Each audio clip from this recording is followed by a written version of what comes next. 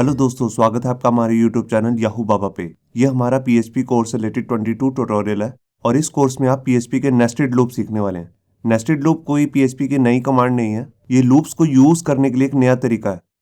इससे पिछले video tutorial में मैंने आपको बताया था कि हम किस तरीके से लूप्स को यूज कर सकते हैं, बेशक वो फॉर लूप हो या वाहिल या डू वाहिल लूप हो। जैसा कि आप यहाँ पे देख रहे हैं, मैंने एक लूप लिया है फॉर का और यहाँ पर एक वेरिएबल को इनिशियलाइज किया 1 से, और इस लूप को मैंने यहाँ पर 10 बार चलाया। अब इसी लूप के अंदर अगर हम एक और लूप डाल देते हैं तो इसी को हम कहते हैं नेस्टेड लूप।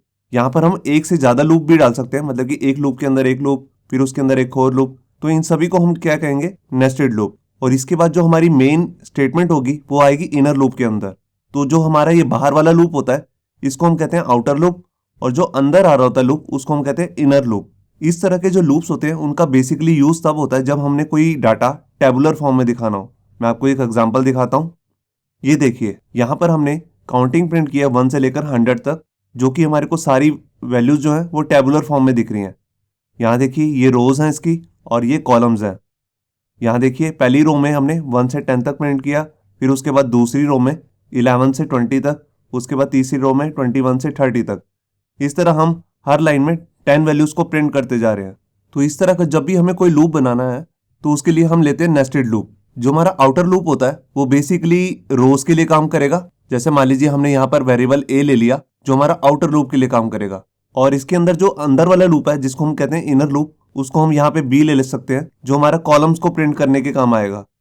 सबसे पहले हम एक रो में आते हैं, उसके बाद उसके कॉलम्स को प्रिंट करते हैं, उसके बाद दूसरी रो में अंदर आने के बाद इसके अंदर हम कॉलम्स प्रिंट करेंगे इनर लूप से। तो जो हमारा आउटर लूप है वो कितनी बार चलेगा, वो 10 टाइम्स चलेगा। यहाँ देखिए वो 10 टाइम्स चल रहा है क्योंकि 10 ही रो है यहाँ पर, और जो हमारा इनर लूप है वो भी 10 टाइम्स ही चलेगा। यहाँ देखिए आप, बस इन दोनों में डिफरेंस क्या होगा, जो हमारा आउटर लूप है उसमें इंक्रीमेंट होगा 10 का। यहाँ देखिए जो स्टार्टिंग है 1 के बाद हुआ 11, 11 के बाद 21, 21 के बाद 31, और अंदर एक एक का ही इंक्रीमेंट चल रहा है। यहाँ पे देखिए 1 के बाद 2, 2 के बाद 3, 3 के बाद 4। तो आइए देखते हैं प्रैक्टिकली कि हम इस तरह का टेबुलर डाटा अगर हम नेस्टेड लूप से प्रिंट करना चाहते हैं तो हम कैसे करेंगे। यहाँ देखिए HTML के एडिटर में मैंने अपनी एक फाइल ओपन कर ली है forloop.php। यही सेम फाइल मैंने अपने यहाँ पर ब्राउजर में भी ओपन कर रखी है। उसके लिए पहले मैंने लिखा लोकल होस्ट, फिर फोल्डर का नाम, और उसके बाद हमारी यहाँ पे फाइल आ गई forloop.php। अब यहाँ पर आकर सबसे पहले मैं एक लूप बना लेता हूँ जो हमारा आउटर लूप का काम करेगा। तो देखिए उसके लिए मैंने फॉर लूप लिखा और यहाँ पर वेरिएबल ले लिया a और उसके अंदर वैल्यू इनिशियलाइज कर दी 1। अब इसके बाद यहाँ पर हम एक कंडीशन बना लेते हैं $a <= 100। ये हमारा आउटर लूप की कंडीशन है, और यहाँ पर हम ले लेते हैं वेरिएबल a और उसमें इंक्रीमेंट जो अब करूँगा, जैसे कि मैंने अभी आपको बताया कि हर रोज में 10 का इंक्रीमेंट है, तो यहाँ पर मैं ले लेता हूँ a + 10। ये मैंने चलाया। अब मैं इसको एक बार आपको प्रिंट करके दिखाता हूँ। तो उसके लिए मैंने लिखा इको, यहाँ पर वेरिएबल a, और उसके बाद यहाँ पर ब्रेक भी लगा देता हूँ, ब्रेक टैग। और ये देखिए मैंने फाइल को सेव किया,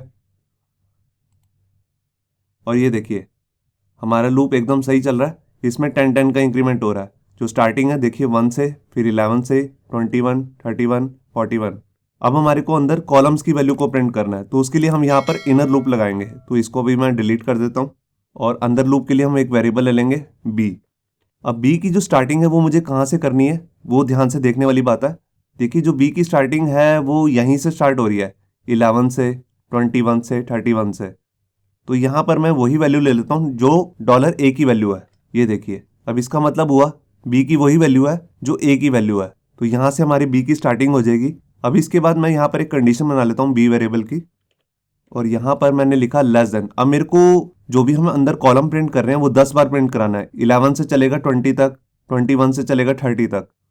तो यहाँ पर हम उसको 10 वैल्यू लेकर कैसे चलें, तो उसके लिए देखिए यहाँ पर हमारे पास जैसे a की वैल्यू है हम उसी को यूज कर लेते हैं।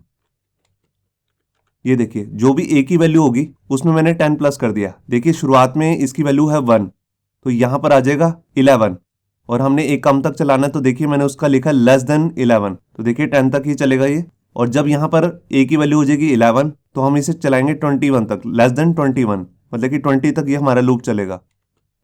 अब मैंने यहाँ पर ++ कर दिया क्योंकि यहाँ पर मेरे को एक एक का इंक्रीमेंट चाहिए, 1 के बाद 2, 2 के बाद 3। अब इसके अंदर आकर मैं b की वैल्यू को प्रिंट कराता हूँ। ये देखिए इसके बाद मैंने यहाँ पर स्पेस ले लिया, मैंने फाइल को सेव किया और ये देखिए यहाँ पर सब कुछ प्रिंट तो हो गया, मगर उसमें रो और कॉलम्स का कुछ पता नहीं लग रहा, क्योंकि ये जो पहली रो थी ये सिर्फ 10 तक ही चलनी थी। तो इसके लिए हम क्या करेंगे, जैसे ये एक कॉलम का जो डाटा है उसको प्रिंट करेगा, उसके बाद हम यहाँ पे ब्रेक लगा देते हैं। तो देखिए जैसे ये फॉर लूप खत्म हुआ तो उसके बाद मैंने यहाँ पर ब्रेक लगा दी, मैंने फाइल को सेव किया और ये देखिए अब हर रो के अंदर 10 ही वैल्यूज प्रिंट हो रही हैं। देखिए 1 से 10 तक, फिर ब्रेक लगी, फिर 11 से 20 तक, फिर ब्रेक लग गई, फिर 21 से 30 तक। तो आपने देखा कि कैसे हम नेस्टेड लूप लिख के, मतलब कि एक लूप के अंदर दूसरा लूप को यूज करके हम टैबुलर फॉर्म में सारा डाटा दिखा सकते हैं। बेसिकली हम इस तरह का डाटा पे काम नहीं करते हैं एक्चुअल लाइफ में। हम एक्चुअल लाइफ में किसी सॉफ्टवेयर पे काम करते हैं, मान लीजिए स्टूडेंट्स का रिकॉर्ड है या मान लीजिए कोई बिलिंग का सॉफ्टवेयर है, उसमें टैबुलर फॉर्म में डाटा आएगा जो हम की एरेज में करने वाले हैं आगे आने वाली वीडियोस में। तो वहां पर आपको एक्चुअल में पता लगेगा कि नेस्टेड लूप का यूज कहाँ पे है। और इस वीडियो को बनाने का पर्पस सिर्फ इतना ही था कि आपको समझ में आ जाए कि नेस्टेड लूप होता क्या है और ये वर्क कैसे करता है। इससे नेक्स्ट वीडियो में हम सीखने वाले हैं पीएचपी की 2 स्टेटमेंट, कंटिन्यू और ब्रेक। तो उस वीडियो को देखना मत भूलिए। होप सो आपको ये हमारा वीडियो ट्यूटोरियल अच्छा लगा होगा। अगर अच्छा लगा है तो वीडियो को प्लीज़ लाइक करना मत भूलिए। अगर आप ऐसे ही रेगुलर अपडेट्स चाहते हैं तो हमारे चैनल याहू बाबा को सब्सक्राइब करना मत भूलिए। Thank you.